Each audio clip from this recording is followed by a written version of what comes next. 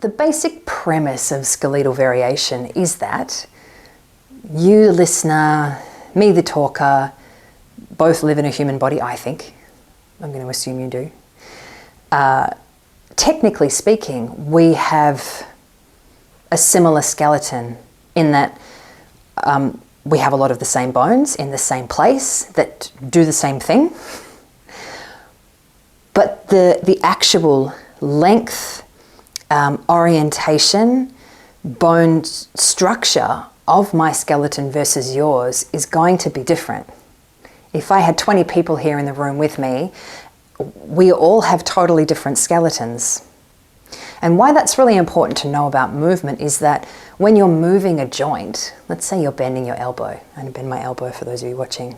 When you're bending your elbow, essentially, when we're talking about moving a joint to its end range of motion, so if I bend my elbow and I'm folding my forearm in toward my bicep, essentially the thing that stops me is compression. In this instance, it's the flesh of my forearm and the flesh of my bicep squeezing to a point where I can't move that any further. In most of the synovial joints in the body, your end range of motion, all of them actually, your end range of motion at a joint is determined by the shape of that joint.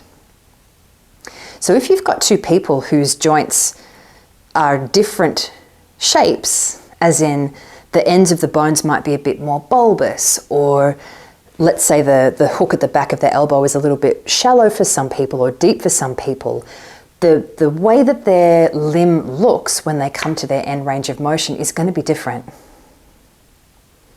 And if you step back from that a little bit more, what that means is that if you come to a practice like yoga, where over the years it's sort of been boiled down to these very strict scripts of instruction. I'd like to think it's changing now. The pendulum is definitely swinging. There's this kind of idea that there's a right way to do it according to how it looks with your alignment, and everything else is wrong, or you'll get there one day. Red flag. When you hear that line in a yoga class, one day your insert body part getting somewhere here. One day your heels will get to the floor in downward dog, or one day your hips will open in pigeon pose. Because the thing is, if someone's been practicing yoga for a really, really long time, the thing that's probably coming up in their body when they're trying to get further in a posture is their skeleton. And it's difficult because you can't see into somebody's body as a yoga teacher and see the shape of their bones, because we don't have X-ray vision. What you can see is their hands and their feet and their knees, the outer frame, the meat suit. And so what we've kind of done over years and years is go, all right, what in the outer body can I look to give an alignment cue to trust that something uniform will be going on at the deep joints that I can't see, like the hips or the shoulders. So I'll talk about this a little bit more and maybe give some examples as we go along. I'll just sort of preface it with this and say, one of the ways that I think is the most powerful to help kind of navigate our way through this, particularly if you're someone who's listening to this and you've just done a yoga teacher training. I don't want to pop your bubble and make you think, how do I cue people if everyone's bones are different? How do I even know what's a good template amount of cues to give? What I think we're really trying to do at the end of the day is like have a basic score of how we're doing a shape, but really put the onus back on the student to pay attention to what they're feeling.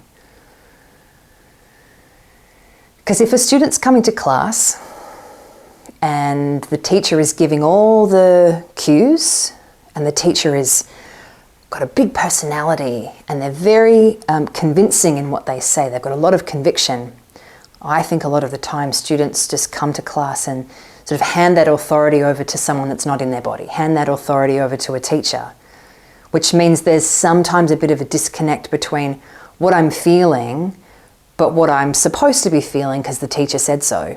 So I'm going to kind of ignore a little bit of what I'm feeling, because I must just be wrong if I'm not doing it right, which is what they've said.